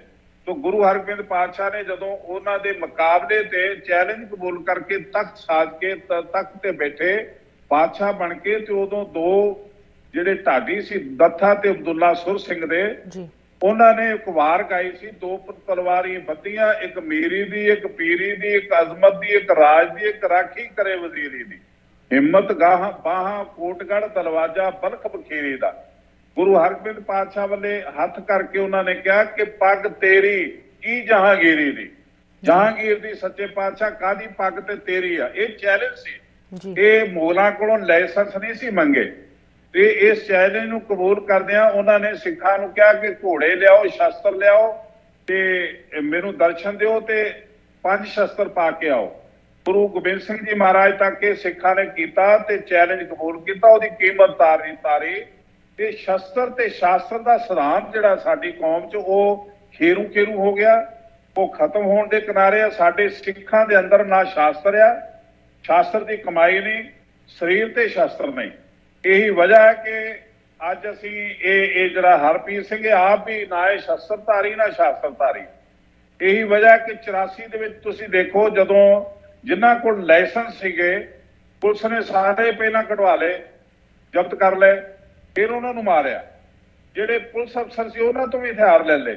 ਤੁਸੀਂ ਜਦੋਂ ਲਾਇਸੈਂਸ ਲੈਂਦੇ ਹੋ ਸਰਕਾਰ ਕੋਲੋਂ, ਉਹ ਤੁਹਾਨੂੰ ਲੜਨ ਲਈ ਦੇ ਰਹੀ ਹੈ ਕਿ ਤੁਸੀਂ ਸਾਡੇ ਨਾਲ ਲੜੋਗੇ ਜਾਂ ਤੁਹਾਨੂੰ ਲੜਨ ਦਾ ਮੌਕਾ ਦਊਗੀ। ਤੁਸੀਂ ਇਹ ਕਿਹੋ ਜਿਹਾ ਮੈਸੇਜ ਦੇ ਰਹੇ ਹੋ? ਇਹ ਸਾਡੇ ਕੋਲ ਸਾਡੇ ਗੁਰੂ ਸਾਹਿਬ ਦਾ ਮੈਸੇਜ ਆ, ਰਵਾਇਤੀ ਸ਼ਾਸਤਰ ਦੇ ਸਾਡੇ ਕੋਲ, ਅਸੀਂ ਸਰੀਰ ਤੇ ਪਾ ਕੇ ਰੱਖਦੇ ਆ। ਉਹਨਾਂ ਲਈ ਸਾਡੇ ਕੋਲ ਕੋਈ ਲਾਇਸੈਂਸ ਲੈਣ ਦੀ ਲੋੜ ਨਹੀਂ। ਹਾਂ, ਸਾਡੀ ਕੌਮ ਤੇ ਕੋਈ ਵਿਪਤਾ ਬਣਦੀ ਆ ਤੇ ਇਹ ਆਦਿ ਕਾਲ ਤੋਂ ਫਰਕਸ਼ਰ ਬਾਦਸ਼ਾਹ ਦੇ ਟਾਈਮ ਤੋਂ ਸਿੱਖਾਂ ਨੇ ਲੱਕੜ ਦੀਆਂ ਤੋਪਾਂ ਬਣਾ ਕੇ ਵੀ ਲੜਾਈ ਲੜੀ ਹੈ। ਅਸੀਂ ਲਾਇਸੈਂਸ ਜਿਹੜੇ ਆ ਸਾਨੂੰ ਨਹੀਂ ਚਾਹੀਦੇ। ਇਹ ਜਿਹੜਾ ਜਥੇਦਾਰ ਆ ਇਹਦੀ ਨਿੱਜੀ ਜ਼ਿੰਦਗੀ, ਫਿਜ਼ੀਕਲ ਜ਼ਿੰਦਗੀ ਇਹਨਾਂ ਕੰਮਾਂ ਦੇ ਵਿੱਚੋਂ ਨਹੀਂ ਨਿਕਲੀ, ਨਾ ਇਹਦੇ ਤੇ ਕੋਈ ਮੁਸੀਬਤ ਆਈ ਆ। ਇਹ ਕੇਵਲ ਪੱਗ ਇਹੋ ਜਿਹੀ ਬੰਦਾ ਕਿ ਜਿਹੜਾ ਗਿਆਨੀ ਲੱਗੇ, ਇਹ ਅਮਲੀ ਤੌਰ ਤੇ ਇਹਦੇ ਪੱਲੇ ਕੁਛ ਨਹੀਂ। ਤੇ ਇਹ ਕੌਮ ਨੂੰ ਖੁਆਰ ਕਰਨ ਵਾਲਾ ਇਹਨੇ ਮੈਸੇਜ ਦਿੱਤਾ। ਇਹ ਮੰਦਭਾਗੀ ਆ ਸਾਡੇ ਕੌਮ ਵਾਸਤੇ ਇਹ ਗੱਲ। ਜੀ ਜਥੇਦਾਰ ਸਾਹਿਬ, ਤੁਸੀਂ ਲਾਇਸੈਂਸ ਦੀ ਗੱਲ ਕੀਤੀ, ਸਰਕਾਰ ਦੇ ਨਾਲ ਤੁਹਾਡਾ ਕੀ ਵਾਸਤਾ ਰਿਹਾ? ਮੈਂ ਉਹਦੇ ਬਾਰੇ ਥੋੜੀ ਜੀ ਤੁਹਾਡੇ ਤੋਂ ਸਵਾਲ ਪੁੱਛਣਾ ਚਾਹੁੰਦੀ ਹਾਂ। ਇੱਕ ਛੋਟੀ ਜੀ ਬ੍ਰੇਕ ਦਾ ਸਮਾਂ ਆ ਗਿਆ, ਪਲੀਜ਼ ਕਿੱਥੇ ਨਾ ਜਾਓ। ਵਿਊਅਰਸ, ਤੁਸੀਂ ਵੀ ਸਾਡੇ ਨਾਲ ਇਸ ਤਰ੍ਹਾਂ ਜੁੜੇ ਰਹੋ। ਜਥੇਦਾਰ ਰਣਜੀਤ ਸਿੰਘ ਜੀ ਸਾਬਕਾ ਜਥੇਦਾਰ ਸ੍ਰੀ ਅਕਾਲ ਤਖਤ ਸਾਹਿਬ ਸਾਡੇ ਨਾਲ ਜੁੜੇ ਹਨ ਤੇ ਕਨਵਰਸੇਸ਼ਨ ਇਸ ਤਰ੍ਹਾਂ ਜਾਰੀ ਰਹੇਗੀ ਬ੍ਰੇਕ ਤੋਂ ਉਸ ਪਾਰ। ਬ੍ਰੇਕ ਤੋਂ ਬਾਅਦ ਫਿਰ ਸਾਰਿਆਂ ਨੂੰ ਸਵਾਗਤ ਕਰਦੇ ਹਾਂ। ਤੁਸੀਂ ਵੇਖ ਰਹੇ ਹੋ ਪ੍ਰੋਗਰਾਮ ਅੱਜ ਦਾ ਮੁੱਦਾ। ਪੰਥ ਦੀ ਪੋਲਿਟਿਕਸ ਦੀ ਗੱਲ ਹੋ ਰਹੀ ਹੈ। ਕੌਮ ਦੀ, ਸਿੱਖ ਸਮਾਜ ਦੀ ਅੱਜ ਦੀ ਡੇਟ ਦੇ ਵਿੱਚ ਕੀ ਸਥਿਤੀ ਬਣੀ ਹੋਈ ਹੈ। ਜਿੱਥੇ ਸਿੱਖ ਰਾਜ ਸੱਜਿਆ ਉੱਥੇ ਕੀ ਪੋਲਿਟਿਕਸ ਚੱਲ ਰਹੀ ਹੈ, ਉਹਦੀ ਗੱਲ ਹੋ ਰਹੀ ਹੈ। ਸਾਡੇ ਨਾਲ ਜੁੜੇ ਹਨ ਜਥੇਦਾਰ ਰਣਜੀਤ ਸਿੰਘ ਜੀ। ਇੱਕ ਵਾਰੀ ਫਿਰ ਜਥੇਦਾਰ ਸਾਹਿਬ ਤੁਹਾਨੂੰ ਪ੍ਰੋਗਰਾਮ ਦੇ ਵਿੱਚ ਸਵਾਗਤ ਕਰਦੇ ਹਾਂ। ਜਥੇਦਾਰ ਰਣਜੀਤ ਸਿੰਘ ਜੀ, ਤੁਹਾਡਾ ਆਪ ਦਾ ਇੱਕ ਅਨੋਖਾ ਇਤਿਹਾਸ ਰਿਹਾ ਹੈ। ਤੁਹਾਡੀ ਜੋ ਇਹ ਕਹਾਣੀ ਹੈ, ਜੋ ਤੁਹਾਡਾ ਐਕਸਪੀਰੀਅੰਸ ਰਿਹਾ ਹੈ, ਇਹਦੇ ਬਾਰੇ ਸਾਨੂੰ ਥੋੜਾ ਜਿਹਾ ਦੱਸੋ। ਇਹਦੇ ਬਾਰੇ ਤਕਰੀਬਨ ਖੁੱਲੀ ਕਿਤਾਬ ਦੀ ਤਰ੍ਹਾਂ ਮੇਰਾ ਜੀਵਨ ਹੈ। 44 ਸਾਲ ਤੋਂ ਮੈਂ ਇਸ ਫੀਲਡ ਦੇ ਵਿੱਚ ਆ। ਜੋ ਕੁਛ ਵੀ ਆ ਮੇਰਾ ਸਾਰਿਆਂ ਦੇ ਸਾਹਮਣੇ ਆ। ਮੈਂ ਗੁਰੂ ਨੂੰ ਸਮਰਪਿਤ ਰਿਹਾ ਤੇ ਗੁਰੂ ਸਾਹਿਬ ਜੀ ਦੇ ਹੁਕਮ ਅਨੁਸਾਰ ਆਪਣੀ ਜੀਵਨ ਬਤੀਤ ਕਰ ਰਿਹਾ। ਕਿਤੇ ਵੀ ਕੌਮ ਨਾਲ ਗਦਾਰੀ ਨਹੀਂ ਕੀਤੀ ਤੇ ਨਾ ਹੀ ਪ੍ਰਮਾਤਮਾ ਕਰਵਾਵੇ। ਉਹ ਪਹਿਰਾ ਦਿੰਦੇ ਰਹੇ ਆ ਆਪਣੀ ਦਸਮ ਪਾਤਸ਼ਾਹ ਦੀ ਪਵਿੱਤਰ ਅਜ਼ਮਤ ਤੇ ਉਹਦੇ ਖਾਲਸਾ ਧਰਮ ਦੇ ਸਿਧਾਂਤ ਤੇ। ਤੋ ਸਾਡੀ ਕੋਸ਼ਿਸ਼ ਇਹੀ ਆ ਕਿ ਜਿਹੜੇ ਕੁਰਬਾਨੀਆਂ ਕਰਕੇ ਜਿਹੜਾ ਸਾਡਾ ਇੱਕ ਖਾਲਸਾ ਧਰਮ ਬਣਿਆ, ਗੁਰੂ ਨਾਨਕ ਸਾਹਿਬ ਦਾ ਮਿਸ਼ਨ ਹੋਂਦ ਵਿੱਚ ਆਇਆ। 250 ਸਾਲ ਜਦੋਜਹਿਦ ਹੋਈ, ਕੁਰਬਾਨੀਆਂ ਹੋਈਆਂ। ਸਾਡੇ ਕੁਰਬਾਨੀਆਂ ਵੀ ਬੇਸ਼ੁਮਾਰ ਤੇ ਲਾਜਵਾਬ ਹੋਈਆਂ। ਉਹ ਧਰਮ ਸਾਡਾ ਜਿਉਂਦਾ ਰਹੇ, ਉਹਨੂੰ ਆਂਚ ਨਾ ਆਵੇ। ਸਾਡੇ ਜਿਹੜੀਆਂ ਗਿਰਾਵਟਾਂ ਨੇ, ਅਸੀਂ ਉਹ ਧਰਮ ਦੇ ਵਿੱਚ ਜੁੜ ਕੇ ਹੀ ਉਹਨਾਂ ਨੂੰ ਠੀਕ ਕਰਕੇ ਪ੍ਰਮਾਤਮਾ ਦੇ ਦਰ ਤੇ ਸੁਰਖਰੂ ਹੋ ਸਕਦੇ ਹਾਂ। ਇਹ ਸਾਡਾ ਮਿਸ਼ਨ ਹੋਣਾ ਚਾਹੀਦਾ ਤੇ ਮੇਰਾ ਵੀ ਉਹੀ ਆ ਜਿਹੜਾ ਤੁਸੀਂ ਪੁੱਛਿਆ। ਜੀ ਜਥੇਦਾਰ ਸਾਹਿਬ, ਤੁਸੀਂ ਜਿਨ ਇਲਜ਼ਾਮਾਂ ਕਰਕੇ ਜੇਲ੍ਹ ਦੇ ਵਿੱਚ ਵੀ ਟਾਈਮ ਸਰਵ ਕੀਤਾ ਹੈ, ਉਹਨਾਂ ਦੇ ਬਾਰੇ ਸਾਨੂੰ ਥੋੜਾ ਦੱਸੋ। ਉਹਨਾਂ ਦੇ ਬਾਰੇ ਵੀ ਤੁਹਾਡੇ ਸਾਹਮਣੇ ਸਾਰਾ ਕੁਝ ਇੰਟਰਨੈਟ ਤੇ ਪਿਆ, ਤੁਸੀਂ ਦੇਖ ਸਕਦੇ ਹੋ। ਅਸੀਂ ਨਿਰੰਕਾਰੀ ਮਰਡਰ ਕੇਸ ਮੇਰੇ ਤੇ ਚੱਲਿਆ ਸੀ। ਮੈਂ ਤਕਰੀਬਨ ਉਮਰ ਕੈਦ, ਮੈਨੂੰ 3 ਉਮਰ ਕੈਦਾਂ ਹੋਈਆਂ ਸੀ। ਉਸ ਤੋਂ ਬਾਅਦ ਰਿਕਮੈਂਡੇਸ਼ਨ ਜਿਹੜੀ ਸੀ ਹਾਈ ਕੋਰਟ ਦੀ ਸੀ, ਤੋਂ ਰਾਸ਼ਟਰਪਤੀ ਨੇ ਮੇਰੀ ਬਾਕੀ ਰਹਿੰਦੀ ਸਜ਼ਾ ਖਤਮ ਕਰਤੀ ਸੀ। ਤਕਰੀਬਨ 6-7 ਮਹੀਨੇ ਮੈਨੂੰ ਪਹਿਲਾਂ ਛੱਡ ਦਿੱਤਾ ਸੀ ਉਮਰ ਕੈਦ ਤੋਂ। ਜੀ ਹਾਂ, ਉਹਦੇ ਤਕਰੀਬਨ ਜੋ ਕੁਛ ਵੀ ਹੈਗਾ ਮੇਰੀ ਇੰਟਰਨੈਟ ਤੇ ਹਾਈ ਕੋਰਟ ਦੀ ਜੱਜਮੈਂਟ ਪਈ ਆ, ਤੁਸੀਂ ਪੜ੍ਹ ਸਕਦੇ ਹੋ। ਜਿਹੜਾ ਜੱਜਾਂ ਨੇ ਮੇਰਾ ਰਿਕਮੈਂਡ ਕੀਤਾ, ਮੇਰੀ ਸਿਫਾਰਿਸ਼ ਕੀਤੀ ਸੈਂਟਰ ਸਰਕਾਰ ਨੂੰ ਕਿ ਰਣਜੀਤ ਸਿੰਘ ਜਿਹੜਾ ਕ੍ਰਿਮੀਨਲ ਨਹੀਂ, ਇਹਨੂੰ ਦੁਬਾਰਾ ਜੇਲ੍ਹ 'ਚ ਭੇਜਣਾ ਠੀਕ ਨਹੀਂ ਹੋਊਗਾ, ਇਹ ਬਦਲਾ ਲੈਣ ਦੀ ਭਾਵਨਾ ਹੋਊਗੀ। ਤਾਂ ਅਸੀਂ ਮਹਿਸੂਸ ਕਰਦੇ ਹਾਂ ਕਿ ਇਹਨੂੰ ਛੱਡਣਾ ਚਾਹੀਦਾ। ਤੋਂ ਅਸੀਂ ਸਿਫਾਰਿਸ਼ ਕਰਦੇ ਹਾਂ। ਤੋਂ ਹਾਈ ਕੋਰਟ ਦੀ ਸਿਫਾਰਿਸ਼ ਨੂੰ ਹੋਮ ਮਿਨਿਸਟਰੀ ਨੇ ਰਾਸ਼ਟਰਪਤੀ ਅੱਗੇ ਕੀਤਾ। ਰਾਸ਼ਟਰਪਤੀ ਨੇ ਮੈਨੂੰ ਮੇਰੀ ਬਾਕੀ ਰਹਿੰਦੀ ਸਜ਼ਾ ਖਤਮ ਕਰਕੇ ਤੇ ਮੇਰਾ ਕੇਸ ਖਤਮ ਕਰਤਾ। ਜੀ ਜਥੇਦਾਰ ਸਾਹਿਬ, ਉਦੋਂ ਬਾਅਦ ਮੈਂ ਪਲੀਜ਼ ਸੰਗਤ ਦੇ ਵਿੱਚ ਹੀ ਤਕਰੀਬਨ ਵਿਚਦਾ। ਹਾਂਜੀ ਜੀ ਜਦੋਂ ਅਸੀਂ ਬੰਦੀ ਸਿੰਘਾਂ ਦੀ ਗੱਲ ਕਰਦੇ ਹਾਂ, ਐਟਲੀਸਟ ਤੁਸੀਂ ਆਪ ਦਾ ਐਕਸਪੀਰੀਅੰਸ ਸਾਡੇ ਨਾਲ ਸ਼ੇਅਰ ਕਰ ਸਕਦੇ ਹੋ। ਤੁਹਾਡਾ ਕੀ ਤਜਰਬਾ ਰਿਹਾ ਹੈ ਕਿ ਆਪ ਦਾ ਜੋ ਤੁਹਾਨੂੰ ਟਾਈਮ ਅਲਾਟ ਕੀਤਾ ਗਿਆ ਸੀ ਉਹਨੂੰ ਸਰਵ ਕਰਨ ਤੋਂ ਬਾਅਦ ਜਦੋਂ ਤੁਹਾਨੂੰ ਰਿਹਾਈ ਮਿਲੀ, ਉਸ ਤੋਂ ਬਾਅਦ ਕੀ ਤੁਹਾਨੂੰ ਅਸਲ ਦੀ ਰਿਹਾਈ ਮਿਲੀ ਜਾਂ ਤੁਹਾਡੇ ਉੱਤੇ ਕਿਸੇ ਵੀ ਚੀਜ਼ ਦਾ ਦਬਾਅ ਸੀਗਾ? ਕੋਈ ਇਹੋ ਜਿਹੀ ਤੁਹਾਡੇ ਉੱਤੇ ਪ੍ਰੈਸ਼ਰ ਤੁਹਾਨੂੰ ਮਹਿਸੂਸ ਹੋਇਆ ਕਿ ਰਿਹਾਈ ਲੈ ਕੇ ਵੀ ਮੈਂ ਰਿਹਾ ਨਹੀਂ ਹੈਗਾ? ਨਹੀਂ, ਇਸ ਤਰ੍ਹਾਂ ਦੀ ਕੋਈ ਗੱਲ ਨਹੀਂ। ਇਹ ਤੇ ਆਪਣੇ ਜਿਹੜਾ ਆਪਣਾ ਮਨੁੱਖ, ਕੋਈ ਵੀ ਮਨੁੱਖ ਆਪਣੀਆਂ ਲੋੜਾਂ ਤੇ ਜਦੋਂ ਵਿਕ ਜਾਂਦਾ ਕਿਸੇ ਅੱਗੇ ਤੇ ਉਹ ਹੋ ਸਕਦਾ ਕਿਸੇ ਦਾ ਦਬਾਅ ਮੰਨੂ। ਮੈਂ ਕਿਸੇ ਦਾ ਨਾ ਦਬਾਅ ਮੰਨਿਆ, ਨਾ ਮੇਰੇ ਤੇ ਕੋਈ ਦਬਾਅ ਪਾ ਸਕਦਾ। ਮੈਂ ਨਿਊਟਰਲ ਤੇ ਆਜ਼ਾਦਾਨਾ ਤੌਰ ਤੇ ਵਿਚਰ ਰਿਹਾ। ਤਕਰੀਬਨ ਮੈਨੂੰ ਜੇ ਛੱਡਿਆ ਤੇ ਕੋਰਟ ਨੇ ਛੱਡਿਆ। ਮੈਂ ਇਹ ਮਹਿਸੂਸ ਕਰਦਾ ਕਿ ਅੱਜ ਵੀ ਜਿਹੜੀ ਰਿਹਾਈ ਹੋਣੀ ਆ ਬੰਦੀ ਸਿੰਘਾਂ ਦੀ, ਉਹ ਸਾਡੇ ਪੋਲੀਟੀਸ਼ੀਅਨ ਖਰਾਬ ਕਰ ਸਕਦੇ ਆ ਰਿਹਾਈਆਂ ਨੂੰ। ਇਹ ਰਿਹਾਈਆਂ ਕਰਵਾ ਨਹੀਂ ਸਕਦੇ ਕਿਉਂਕਿ ਸਾਡੀ ਸਿਆਸਤ ਬੜੀ ਮਾੜੀ ਸਿਆਸਤ ਆ, ਗੰਦੀ ਸਿਆਸਤ ਆ। ਇਸ ਸਿਆਸਤ ਦੇ ਵਿੱਚ ਸਵਾਰਥ ਹੀ ਸਵਾਰਥ ਆ। ਮੈਂ ਜੋ ਕੁਛ ਵੀ ਅੱਜ ਤੱਕ ਦੇਖਿਆ, ਕਦੀ ਤੇ ਇਹਨਾਂ ਬੰਦੀਆਂ ਦਾ ਰਾਹ ਰੋਕ ਕੇ ਖੜੇ ਸਾਡੇ ਲੀਡਰ, ਕਦੀ ਅੱਜ ਇਹ ਕਮੇਟੀਆਂ ਬਣਾ ਰਹੇ ਨੇ ਉਹਨਾਂ ਨੂੰ ਆਜ਼ਾਦ ਕਰਾਉਣ ਲਈ। ਕਮੇਟੀ ਉਦੋਂ ਬਣਾ ਰਹੇ ਨੇ ਜਦੋਂ ਪੱਲੇ ਕੁਛ ਨਹੀਂ ਰਿਹਾ, ਜਦੋਂ ਇਹਨਾਂ ਦੇ ਆਪਣੇ ਮਕਾਨ ਖਾਲੀ ਕਰਵਾ ਲਏ ਸਰਕਾਰ ਨੇ। ਉਸ ਟਾਈਮ ਤੇ ਜਦੋਂ ਇਹਨਾਂ ਨੂੰ ਬੂਹੇ ਤੇ ਕੋਈ ਨਹੀਂ ਚੜ੍ਹਦਾ ਉਦੋਂ ਕਮੇਟੀਆਂ ਬਣਾ ਲਈਆਂ। ਨਹੀਂ ਤੇ ਇਹਨਾਂ ਜਿਹੜੇ ਸਾਡੇ ਸਿੱਖ ਬੱਚੇ ਬੁੱਢੇ ਹੋ ਗਏ ਜੇਲ੍ਹਾਂ 'ਚ, ਇਹਨਾਂ ਨੂੰ ਜਦੋਂ ਕੈਦ ਹੋਈ ਤੇ ਇਹ ਪੰਜਾਬ ਦੀ ਜੇਲ੍ਹ 'ਚ ਸ਼ਿਫਟ ਕਰ ਸਕਦੇ ਸੀ। ਇਹਨਾਂ ਦਾ ਸੁਪਰੀਮ ਕੋਰਟ ਦੀ ਰੂਲਿੰਗ ਹੈ, ਲੇਕਿਨ ਪੰਜਾਬ ਸਰਕਾਰ ਨੇ, ਬਾਦਲ ਨੇ ਇਹਨਾਂ ਨੂੰ ਇਜਾਜ਼ਤ ਨਹੀਂ ਦਿੱਤੀ ਕਿ ਇੱਥੇ ਅੱਗ ਲੱਗ ਜਾਊਗੀ ਜੇ ਇੱਥੇ ਭੁੱਲਰ ਆ ਗਿਆ ਤੇ ਜੇ ਇੱਥੇ ਲੌਰੀਆ ਆ ਗਿਆ, ਜੇ ਇੱਥੇ ਕੋਈ ਹੋਰ ਕੈਦੀ ਆ ਗਏ ਤੇ ਇੱਥੇ ਪੰਜਾਬ ਤਬਾਹ ਹੋ ਜਾਊਗਾ, ਇਹਨੂੰ ਉੱਥੇ ਰੋਕਿਆ ਜਾਵੇ। ਤੇ ਇਹਨਾਂ ਨੂੰ ਆਉਣ ਨਹੀਂ ਦਿੱਤਾ। ਤੋ ਅੱਜ ਉਹਨਾਂ ਨੂੰ ਛਡਾਉਣ ਲਈ ਜੇ ਕੋਈ ਗੱਲ ਕਰ ਰਹੇ ਉਹਦੇ ਪਿੱਛੇ ਸਿਆਸਤ ਆ। ਇਹਨਾਂ ਨੂੰ ਅਸੀਂ ਤੇ ਸਾਡੀ ਕੋਸ਼ਿਸ਼ ਹੋਊਗੀ ਕਿ ਇਹਨਾਂ ਨੂੰ ਸੁਪਰੀਮ ਕੋਰਟ ਹੀ ਆਪਣਾ ਹੁਕਮ ਦੇ ਕੇ ਛੱਡੇ। ਜਿਵੇਂ ਭੁੱਲਰ ਸਾਹਿਬ ਦੀ ਫਾਂਸੀ ਚੀਫ ਜਸਟਿਸ ਨੇ ਆਪ ਪੇਨ ਲੈ ਕੇ ਖਤਮ ਕੀਤੀ, ਜਿਸ ਤਰ੍ਹਾਂ ਰਾਜੀਵ ਗਾਂਧੀ ਦੇ ਕਤਲ ਕੇਸ ਤੋਂ ਬਰੀ ਕੀਤਾ, ਕਿਸੇ ਨੂੰ ਛੱਡਿਆ ਤੇ ਉਹ ਚੀਫ ਜਸਟਿਸ ਨੇ ਛੱਡਿਆ। ਪਰ ਸਾਡੇ ਪੋਲੀਟੀਸ਼ੀਅਨ ਜਿਹੜੇ ਨੇ, ਜਦੋਂ ਕਿਸੇ ਨੂੰ ਛੱਡਣ ਦੀ ਗੱਲ ਕਰਦਾ, ਦੂਜਾ ਆਪਣਾ ਉਸ ਨੂੰ ਮੁੱਦਾ ਬਣਾ ਲੈਂਦਾ। ਤੀਸਰਾ ਇਹ ਦੇਖਦਾ ਹੈ ਕਿ ਜੇ ਮੈਂ ਐਂ ਕੀਤਾ ਤੇ ਮੇਰੀਆਂ ਵੋਟਾਂ ਖਤਮ ਹੋ ਜਾਣਗੀਆਂ ਤੇ ਉਹਦੇ ਵਿੱਚ ਅਸੀਂ ਕੈਦੀਆਂ ਦਾ ਨੁਕਸਾਨ ਕਰਦੇ। ਤੋਂ ਮੇਰਾ ਤਜਰਬਾ ਇਹੀ ਆ ਕਿ ਸਾਡੀ ਪੰਜਾਬ ਦੀ ਸਿਆਸਤ ਸਾਡੇ ਨਾਲ ਇਮਾਨਦਾਰ ਨਹੀਂ। ਸਾਨੂੰ ਉਹਨਾਂ ਨੇ ਵਰਤਿਆ। ਸਾਨੂੰ 28 ਸਾਲ ਹੋ ਗਏ ਜੇਲ੍ਹਾਂ 'ਚ ਮੁੰਡਿਆਂ ਨੂੰ, 15 ਸਾਲ ਰਾਜ ਕਰਕੇ ਉਹ ਲੋਕ ਜਿਹੜੇ ਮੋਰਚੇ ਲਵਾ ਕੇ ਅੰਦਰ ਕਰਵਾ ਕੇ ਗਏ, ਜਿਨ੍ਹਾਂ ਨੇ ਐਲਾਨ ਕੀਤਾ ਕਿ ਸਾਡਾ ਹਰਮੰਦਰ ਸਾਹਿਬ ਢਾਤਾ ਕਿ ਫੌਜ ਬਗਾਵਤ ਕਰਕੇ ਆ ਜਾਏ। ਫੌਜ ਨੂੰ ਬਗਾਵਤ ਕਰਨ ਦਾ ਜਿਹੜਾ ਐਲਾਨ ਕਰਨ ਵਾਲਾ ਪ੍ਰਕਾਸ਼ ਸਿੰਘ ਬਾਦਲ, ਉਹਦੇ ਤੇ ਕੋਈ ਕੇਸ ਨਹੀਂ ਬਣਿਆ ਤੇ ਜਿਹੜੇ ਧਰਮੀ ਫੌਜੀ ਹੈ ਜਿਹਨਾਂ ਨੂੰ ਅਸੀਂ ਕਹਿੰਦੇ ਉਹਨਾਂ ਦੇ ਕੋਰਟ ਮਾਰਸ਼ਲ ਹੋਏ। ਤੋਂ ਅਸੀਂ ਸਾਰਾ ਕੁਝ ਦੇਖ ਰਹੇ ਹਾਂ। ਸਾਡੇ ਤੇ ਕਿਸੇ ਨੇ ਰਹਿਮ ਨਹੀਂ ਕੀਤਾ ਤੇ ਨਾ ਕਿਸੇ ਨੇ ਕਰਨਾ, ਕਿਉਂਕਿ ਇਹ ਜਿਹੜਾ ਪਰਿਵਾਰ ਹੈ ਕਿਸੇ ਤੇ ਰਹਿਮ ਕਰਨ ਲਈ ਨਹੀਂ ਬਣਿਆ, ਬਲਕਿ ਸਾਡੀ ਕੌਮ ਦਾ ਬੇੜਾ ਕਰਨ ਲਈ, ਸਾਡੀ ਕੌਮ ਦੀ ਬਰਬਾਦੀ ਕਰਨ ਲਈ ਜ਼ਿੰਮੇਵਾਰ ਆ। ਤੇ ਇਹਨਾਂ ਨੇ ਕੀਤਾ ਤੇ ਗਾਂ ਇਹਨਾਂ ਤੋਂ ਆਸ ਰੱਖਣੀ ਜਿਹੜੀ ਆ ਉਹ ਕੋਈ ਮੈਂ ਸਮਝਦਾ ਚੰਗੀ ਗੱਲ ਨਹੀਂ ਹੋਊਗੀ, ਧੋਖੇ ਵਾਲੀ ਗੱਲ ਹੋਊਗੀ। ਜਥੇਦਾਰ ਸਾਹਿਬ, ਤੁਸੀਂ ਇਸ ਪਰਿਵਾਰ ਦੀ, ਪ੍ਰਕਾਸ਼ ਸਿੰਘ ਬਾਦਲ ਦੀ ਤੇ ਬਾਕੀਆਂ ਦਾ ਨਾਂ ਲੈ ਰਹੇ ਹੋ, ਉਹਨਾਂ ਨੂੰ ਤੁਸੀਂ ਕੀ ਕਹਿਣਾ ਚਾਹੋਗੇ ਜੋ ਇਹਨਾਂ ਦੀ ਸਪੋਰਟ ਕਰਦੇ? ਖਾਸ ਕਰਕੇ ਅਗਰ ਅਸੀਂ ਬਾਹਰਲੇ ਮੁਲਕਾਂ ਦੀ ਗੱਲ ਕਰੀਏ, ਇੱਥੇ ਅਮਰੀਕਾ ਦੇ ਵਿੱਚ ਇਹੋ ਜਿਹੇ ਕੁਝ ਲੋਕੀ ਹਨ ਜੋ ਉਹਨਾਂ ਦੇ ਨਾਲ ਮੋਢੇ ਦੇ ਨਾਲ ਮੋਢਾ ਮਿਲਾ ਕੇ ਖੜੇ ਹਨ, ਉਹਨਾਂ ਨੂੰ ਤੁਸੀਂ ਕੀ ਕਹਿਣਾ ਚਾਹੋਗੇ? ਦੇਖੋ, ਇੱਕ ਪਾਰਟੀ ਪੋਲਿਟਿਕਸ ਹੁੰਦੀ, ਉਹਦੇ ਨਾਲ ਜੁੜੇ ਹੁੰਦੇ ਨੇ ਸ਼ੁਰੂ ਤੋਂ। ਜਿਹੜੇ ਬਜ਼ੁਰਗ ਨੇ ਉਹ ਲੰਬੇ ਸਮੇਂ ਤੋਂ ਅਕਾਲੀ ਦਲ ਨਾਲ ਜੁੜੇ ਨੇ ਤੇ ਉਹ ਸੋਚਦੇ ਨੇ ਕਿ ਅਕਾਲੀ ਦਲ ਸਾਡੀ ਸਿੱਖਾਂ ਦੀ ਪਾਰਟੀ ਹੈ ਤੇ ਇਸ ਵਜ੍ਹਾ ਕਰਕੇ ਜੁੜੇ ਰਹੇ। ਲੇਕਿਨ ਅੱਜ ਨੌਜਵਾਨ ਪੀੜ੍ਹੀ ਨਹੀਂ ਜੁੜ ਰਹੀ। ਉਹਨਾਂ ਨੇ ਇਹਨੂੰ ਦਰਕਨਾਰ ਕੀਤਾ। ਅੱਜ ਪੰਜਾਬ ਦੇ ਵਿੱਚ ਤਿੰਨਾਂ ਹਿੱਸਿਆਂ 'ਚ ਵੰਡਿਆ। ਇੱਕ ਮਾਝਾ, ਇੱਕ ਦੁਆਬਾ, ਇੱਕ ਮਾਲਵਾ। ਮਾਲਵੇ ਦੇ ਵਿੱਚੋਂ ਇੱਕ ਸੀਟ ਆਈ ਅਕਾਲੀ ਦਲ ਦੀ, ਦੁਆਬੇ 'ਚੋਂ ਇੱਕ ਆਈ ਤੇ ਇੱਕ ਆਈ ਮਾਝੇ 'ਚੋਂ। ਇਹ 3 ਸੀਟਾਂ ਤਿੰਨਾਂ ਹਲਕਿਆਂ 'ਚੋਂ ਆਈਆਂ। ਉਹਨਾਂ 'ਚੋਂ ਪਗੜੀ ਧਾਰੀ ਇੱਕ ਆ ਤੇ ਕਿੰਨੇ ਇਹਨਾਂ ਨੂੰ ਸਵੀਕਾਰ ਕੀਤਾ। ਮੈਂ ਸ਼ੁਰੂ ਤੋਂ ਇਹ ਕਹਿ ਰਿਹਾ, ਮੈਂ ਕੌਮ ਦਾ ਦੁਖੀ ਨਹੀਂ। ਮੈਂ ਵੀ ਅਕਾਲੀ ਹਾਂ। ਮੈਂ ਅਕਾਲਪੁਰ ਸੱਚੇ ਵਾਹਿਗੁਰੂ ਦਾ ਸੇਵਕ ਅਕਾਲੀ ਹਾਂ, ਬਾਦਲ ਦਾ ਅਕਾਲੀ ਨਹੀਂ। ਮੈਂ ਤੇ ਇਹੀ ਬੇਨਤੀ ਕਰਦਾ, ਵਿਦੇਸ਼ਾਂ ਵਿੱਚ ਵਸਣ ਜਾਂ ਪੰਜਾਬ 'ਚ ਵਸਣ, ਜਾਂ ਤੇ ਅਕਾਲੀ ਦਲ 'ਚੋਂ ਪਰਿਵਾਰ ਪ੍ਰਕਾਸ਼ ਸਿੰਘ ਬਾਦਲ ਦੇ ਪਰਿਵਾਰ ਨੂੰ ਬਾਹਰ ਕਰ ਦਿਓ ਜਾਂ ਆਪ ਬਾਹਰ ਆ ਜਾਓ। ਜੇ ਤੁਸੀਂ ਕੌਮ ਨੂੰ, ਧਰਮ ਨੂੰ, ਸੰਸਥਾਵਾਂ ਨੂੰ ਬਚਾਉਣਾ, ਇਹੀ ਤਰੀਕਾ, ਹੋਰ ਕੋਈ ਤਰੀਕਾ ਨਹੀਂ। ਔਰ ਇਹਨਾਂ ਨੂੰ ਕਰਨਾ ਪੈਣਾ ਇੱਕ ਦਿਨ।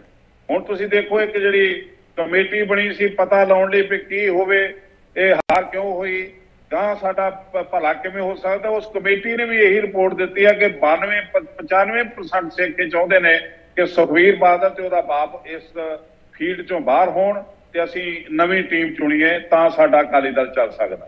ते आउण वाले दिनां 'च होना या ते बादल परिवार छड्डे अकाली दल नूं या अकाली दल दे वर्कर ते लीडरशिप जिहड़े आ उहनां नूं बाहर कर देण दोवां प्यो पुत्तां नूं, तां इह थां सिर ते सियासत आउणी है, नहीं ते नहीं आउणी है मेरा दावा जी। जथेदार साहब तुसी कौम दा दुखी एक लफ्ज़ वरते मैं ये बारे तुहाडे नाल कुछ सवाल रखना चाहती। एक होर ब्रेक दा इत्थे समा आ गया। प्लीज़ इस तरह साडे नाल जुड़े रहो। व्यूअर्स तुसी भी जुड़े रहो। कौम दे कौन गद्दार हन ते क्यों ये इल्ज़ाम लगाए जा रहे, उहदे बारे गल करांगे ब्रेक तो उस पार। ब्रेक तो बाद मुड़ हाज़र हैं। तुसी वेख रहे हो प्रोग्राम अज दा मुद्दा ते अज असी कौम दी गल कर रहे हैं।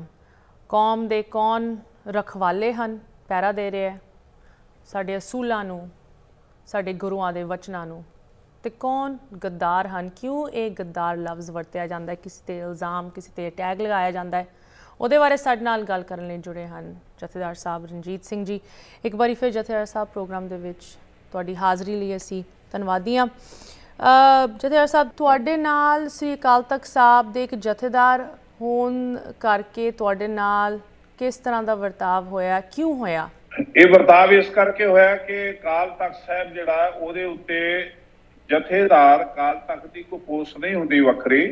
ये पंजा जिहड़े गुरु महाराज गुरु गोबिंद सिंह जी की सरपस्ती सानू मिली आ आत्मा ग्रंथ विच प्राण पंथ विच भाव गुरु ग्रंथ साहब दसम पातशाह की आत्मा ते शरीर उहदा पंज प्यारे जिहड़े 1699 की विसाखी नूं उन्होंने साजे जिन्हां नूं असीं अरदास कहने आग्या भाई काल कीता नहीं चलाओ पंथ, वो पंजा सिंघां दा श्रोमणी होण करके या बुलारा होण करके अकाल तख्त ते सुशोभित होण करके जथेदार अकाल तख्त कह दिंदे ने।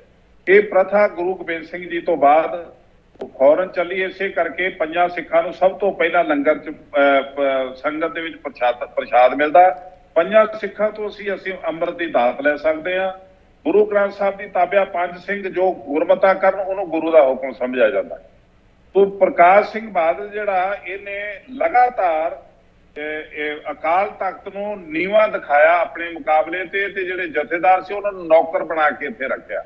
रंजीत सिंह उत्थे नौकर नहीं बनया। रंजीत सिंह ने कदी इन्हां तों तनख्वाह नहीं मंगी, ना रंजीत सिंह के अकाउंट च कोई 10 पैसे पा सकिया अज तक। तो रंजीत सिंह ने उस तरह काम किया जिस तरह दसम पातशाह के पंजा सिखां नूं करना चाहिए। असीं उत्थे कोई भी गुरमता किया तो उत्थे पंजा सिखां दे साइन मिलणगे, वो उत्थे अकाल तख्त की मोहर मिलूगी। रंजीत सिंह ने कल्ले ने, मैं तुहानूं चैलेंज करके कह रहा कि बाहर हवावां बड़ियां ने, गलतफहमियां में बहुत है, लेकिन कोई भी गुरमता अकाल तख्त तो होया उत्ते रंजीत सिंह ने कल्ले ने वो गुरमता नहीं किया। पंजा सिखां दे साइन ने ते अकाल तख्त की मोहर आ। किसी भी सिख नूं लगे कि मैं गलत बोल रहा तो मेरे तो वो हुक्मनामा मंग सकदा, मैं उहनूं ईमेल राहीं या तुहाडे टीवी ते दिखा सकदा, मेरे कोल पिया सारा कुछ। तो असीं जिहड़ा जो कुछ जिहड़ा गुरु आशे अनुसार गुरु की भै भावनी च कीता सी वो इन्हां नूं चंगा नहीं लगा। इन्हां ने अकाल तख्त तो सानूं धक्के नाल लांभे कर दित्ता, क्योंकि सेंटर सरकार इन्हां दे नाल भाईवाल सी, पंजाब सरकार इहदे कोल सी, प्रबंधक कमेटी इहदे कोल सी। तो इहदे विच जिहड़ा सिद्धांत सी वो बेबस हो गया ते जिहड़ी सरकार दा एक्ट सी वो हावी हो गया।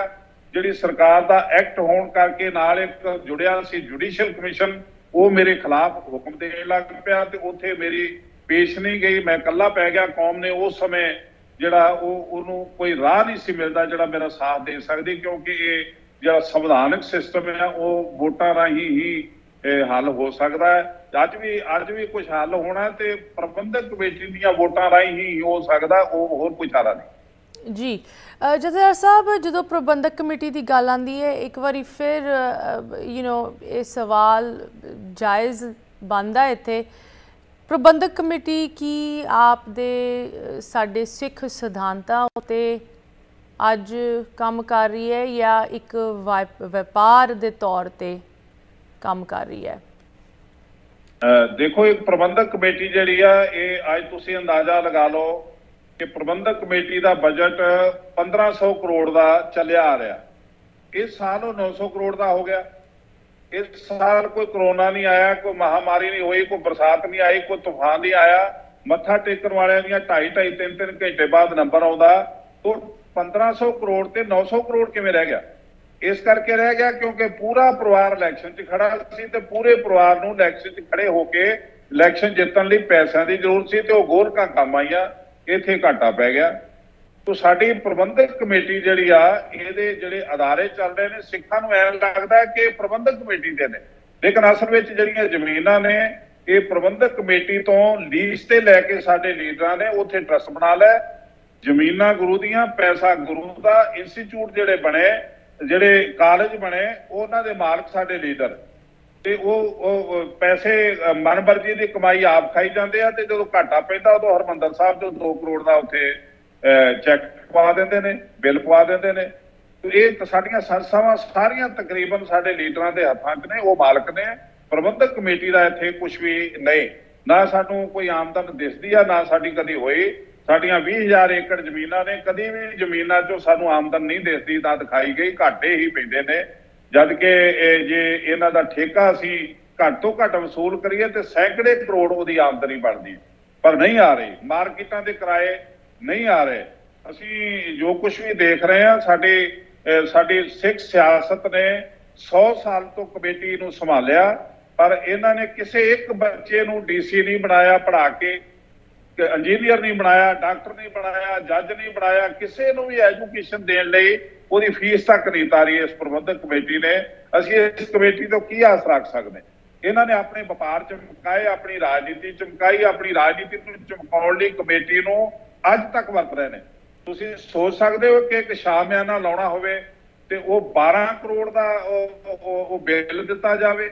ਬਿੱਲ ਵੀ ਲਵੇ PTC ਜਿਹੜੀ ਬਾਦਲ ਦਾ ਚੈਨਲ ਹੈ, तो ਉਹ ਬਾਦਲ ਦਾ ਚੈਨਲ ਜਿਹੜਾ ਉਹ ਤੰਬੂ ਕਦੋਂ ਤੋਂ ਲਾਉਣ ਲੱਗ ਪਿਆ। पर बादल ने ही बिल देना ते बादल ने ही अगों लैना ते 12 करोड़ मंजूर हो गया। ਉਹਦੇ बाद उत्थे बारिश पै गई, बहुत ज्यादा पानी थले भर गया। फिर उत्थे थले गाटर लाए, पलाइयां लाइयां, ਉਹਦੇ उत्ते गद्दे लाए ते गलीचे विछाए ते 4 करोड़ का बिल होर पाता। 16 करोड़ रुपये का कदी शामियाना लगा तुसीं सुनिया? पर पंजाब प्रबंधक कमेटी ਉਹਦਾ बिल दे रही है। तो असीं इत्थे जो कुछ भी देख रहे हैं, प्रबंधक कमेटी एक बिजनेस आ। इत्थे गुरबाणी रे कर सकदी ते PTC करूगी। जे तंबू लाउणा कमेटी दा ते ओह PTC करूगी। जे देह व्यापार का धंधा कर रही है तो PTC कर रही है। ਉਹਦਾ डायरैक्टर तक अंदर हो चुके ने। जिहड़ी मिस पंजाब दी डायरैक्टर सी अजे तक लभदी नहीं, भगौड़ी हुई है।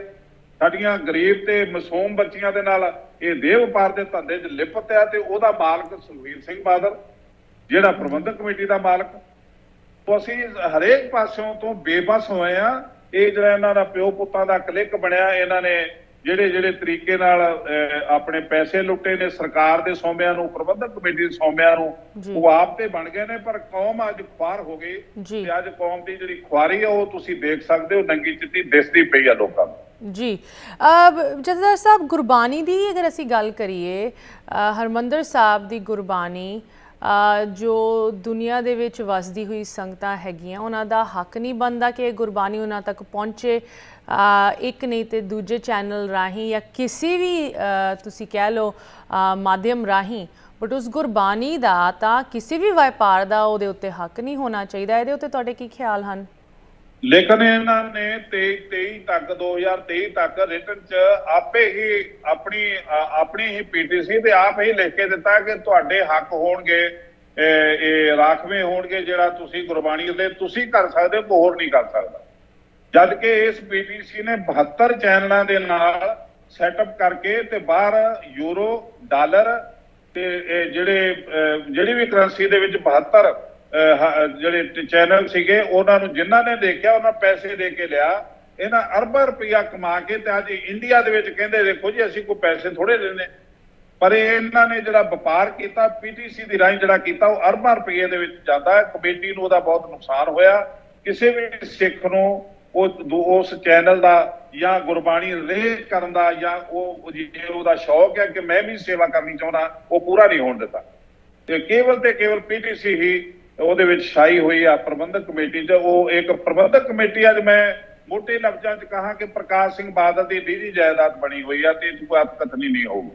ਜੀ ਜਥੇਦਾਰ ਸਾਹਿਬ, ਤੁਹਾਡੇ ਵਿਚਾਰ ਗੂੰਜ ਰਹੇ ਹੈ ਇਸ ਵੇਲੇ ਸਾਡੇ ਇਸ ਮਾਧਿਅਮ ਰਾਹੀਂ। ਆਉਣ ਵਾਲੇ ਸਮੇਂ ਦੇ ਵਿੱਚ ਕੀ ਕੁਝ ਕੌਮ ਕਰ ਸਕਦੀ ਹੈ, ਖਾਸ ਕਰਕੇ ਜੋ ਇੱਕ ਵਾਰੀ ਫਿਰ ਜੋ ਅਸੀਂ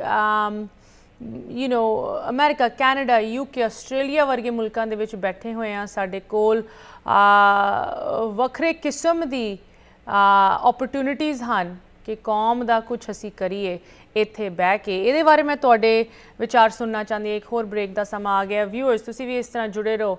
ਅਸੀਂ ਕੀ ਕੁਝ ਕਰ ਸਕਦੇ ਹਾਂ ਕੌਮ ਨੂੰ ਬਚਾਉਣ ਲਈ ਅਤੇ ਕੌਮ ਦੀ ਸਫਲਤਾ ਲਈ, ਜਿੱਥੇ ਸਾਡੀ ਜੜ੍ਹਾਂ ਜੁੜੀਆਂ ਹਨ ਉੱਥੇ ਦੀ ਗੱਲ ਕਰ ਰਹੇ ਹਾਂ। ਮਿਲਦੇ ਹਾਂ ਬ੍ਰੇਕ ਤੋਂ ਉਸ ਪਾਰ।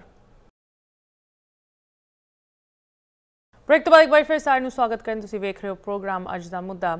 ਅੱਜ ਅਸੀਂ ਇੱਕ ਖਾਸ ਪ੍ਰੋਗਰਾਮ ਲੈ ਕੇ ਤੁਹਾਡੇ ਨਾਲ ਹਾਜ਼ਰ ਹੋਏ ਅਤੇ ਸਾਡੇ ਨਾਲ ਗੈਸਟ ਜੁੜੇ ਹਨ ਇੰਡੀਆ ਤੋਂ। ਸਾਬਕਾ ਜਥੇਦਾਰ ਸ੍ਰੀ ਅਕਾਲ ਤਖਤ ਸਾਹਿਬ ਜਥੇਦਾਰ ਰਣਜੀਤ ਸਿੰਘ ਜੀ। ਇੱਕ ਵਾਰੀ ਫਿਰ ਜਥੇਦਾਰ ਸਾਹਿਬ ਪ੍ਰੋਗਰਾਮ ਦੇ ਵਿੱਚ ਸਵਾਗਤ ਕਰਦੇ ਹਾਂ। ਜਥੇਦਾਰ ਸਾਹਿਬ, ਬਹੁਤ ਗੰਭੀਰ ਸਿਚੁਏਸ਼ਨ ਤੁਸੀਂ ਸਾਡੇ ਲਈ ਡਿਸਕ੍ਰਾਈਬ ਕੀਤੀ ਹੈ ਕਿ ਕੁਝ ਹੋ ਰਿਹਾ ਹੈ। ਲੀਡਰਸ਼ਿਪ ਦਾ ਇਹਦੇ ਵਿੱਚ ਕੀ ਜ਼ਿੰਮੇਵਾਰੀ ਬਣਦੀ ਹੈ ਜਦੋਂ ਅਸੀਂ ਕੌਮ ਦੀ ਗੱਲ ਕਰਦੇ ਹਾਂ, ਸਿੱਖ ਸਿਧਾਂਤਾਂ ਦੀ, ਸਿੱਖ ਸਮਾਜ ਦੀ ਗੱਲ ਕਰਦੇ ਹਾਂ, ਅਤੇ ਸਾਡੀ ਸਿੱਖ ਸਰਕਾਰ ਕੀ ਰਿਸਪੌਂਸਿਬਿਲਿਟੀ ਰੱਖਦੀ ਹੈ ਸਾਡੀ ਪ੍ਰੋਗਰੈਸ ਦੀ, ਉਹਦੇ ਬਾਰੇ ਤੁਸੀਂ ਕੁਝ ਤਿੱਖੇ ਲਫ਼ਜ਼ ਵਰਤੇ ਹੈ। ਜਥੇਦਾਰ ਸਾਹਿਬ, ਤੁਹਾਡੇ ਖਿਆਲ 'ਚ ਖਾਸ ਕਰਕੇ ਜੋ ਸਾਡੇ ਵਿਊਅਰਸ ਅੱਜ ਜੁੜੇ ਹਨ ਅਮਰੀਕਾ, ਕੈਨੇਡਾ, UK, ਆਸਟ੍ਰੇਲੀਆ, ਇਹੋ ਜਿਹੇ ਮੁਲਕਾਂ ਦੇ ਵਿੱਚ ਜਿੱਥੇ ਉਹਨਾਂ ਨੇ ਬਹੁਤ ਤਰੱਕੀਆਂ ਪ੍ਰਾਪਤ ਕੀਤੀਆਂ, ਉਹਨਾਂ ਲਈ ਕੀ ਤੁਸੀਂ ਸੁਝਾਅ ਇੱਥੇ ਰੱਖ ਸਕਦੇ ਹੋ? ਕਿਸ ਤਰ੍ਹਾਂ ਅਸੀਂ ਇਨ ਚੀਜ਼ਾਂ ਦਾ ਹੱਲ ਲੈ ਕੇ ਆ ਸਕਦੇ ਹਾਂ? ਹੁਣੇ ਹੀ ਪੰਜਾਬ ਦੇ ਵਿੱਚ ਇਲੈਕਸ਼ਨਸ ਹੋ ਕੇ ਹਟੇ ਹੈ। ਕਾਫੀਆਂ ਨੂੰ ਇਹ ਵੀ ਲੱਗਿਆ ਕਿ ਐਤਕੀ ਇਲੈਕਸ਼ਨ ਦੇ ਵਿੱਚ ਇੱਕ ਨਵੀਂ ਲਹਿਰ ਅੱਗੇ ਆਈ ਹੈ ਪੰਜਾਬ ਦੇ ਵਿੱਚ। ਤੁਹਾਡੇ ਕੀ ਵਿਚਾਰ ਹਨ? ਮੈਂ ਮਹਿਸੂਸ ਕਰਦਾ ਕਿ ਜੋ ਤੁਸੀਂ ਕਰ ਸਕਦੇ ਹੋ ਬਾਹਰੋਂ, ਉਦੋਂ ਉਹ ਅਸੀਂ ਪੰਜਾਬ 'ਚ ਬੈਠੇ ਸਿੱਖਾਂ ਤੋਂ ਨਹੀਂ ਹਾਸਲ ਕਰ ਸਕਦੇ। ਜੋ ਮੇਰਾ ਤਜਰਬਾ ਹੈ, ਜੋ ਮੇਰਾ ਮੰਨਣਾ, ਤੁਸੀਂ ਬਹੁਤ ਕੁਝ ਕਰ ਸਕਦੇ ਹੋ। ਵਿਦੇਸ਼ਾਂ ਵਿੱਚ ਬੈਠੇ ਸਿੱਖ ਜਿਹੜੇ ਨੇ ਆਪਣੇ ਪਰਿਵਾਰ ਦੀ ਵੋਟ ਸਾਨੂੰ ਦਵਾ ਦੇਣ ਬਾਹਰ ਬੈਠੇ, ਅਸੀਂ ਇੱਥੇ ਕਮੇਟੀ ਹਾਸਲ ਕਰ ਸਕਦੇ ਹਾਂ। ਮੇਰਾ ਇਹ ਦਾਅਵਾ ਜੀ। ਬਾਹਰ ਦੇ ਸਿੱਖ ਆਪਣੇ ਪਰਿਵਾਰ ਨੂੰ ਪ੍ਰੇਰ ਕੇ, ਭੈਣ ਭਰਾਵਾਂ ਨੂੰ ਪ੍ਰੇਰ ਕੇ ਸਾਡੀ ਸਪੋਰਟ ਤੇ ਖੜੇ ਹੋ ਜਾਣ।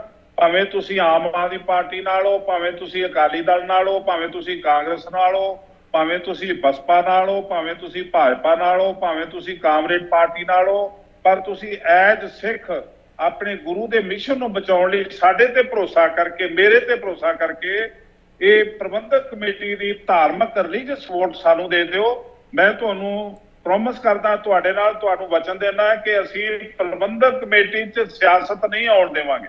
ਅਸੀਂ ਪ੍ਰਬੰਧਕ ਕਮੇਟੀ 'ਚ ਪੋਲਿਟਿਕਸ ਨਹੀਂ ਹੋਣ ਦੇਵਾਂਗੇ, ਨਾ ਆਪ ਕਰਾਂਗੇ ਨਾ ਕਿਸੇ ਨੂੰ ਕਰਨ ਦੇਵਾਂਗੇ।